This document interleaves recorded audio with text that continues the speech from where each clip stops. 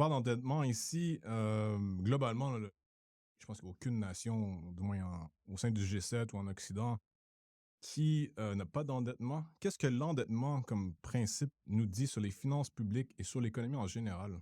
J'ai l'impression que dans les sociétés occidentales modernes, ou même les sociétés en général, c'est comme une drogue, l'endettement, hein. On veut en donner plus, on veut toujours en acheter. La réalité, c'est que ça coûte quelque chose, hein. Quand on en fait, c'est qu'il y a quelques façons de payer les services, c'est les taxes et impôts. Donc, c'est vous et moi, les auditeurs, qui payons davantage pour avoir plus de services. Donc ça, il y a un questionnement à avoir sur cet élément-là et on reviendra plus tard, j'en suis sûr.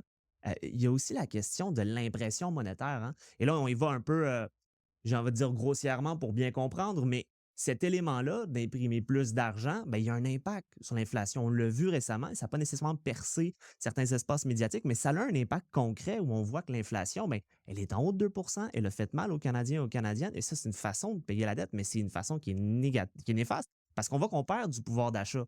Donc, l'endettement, elle doit être jugulée.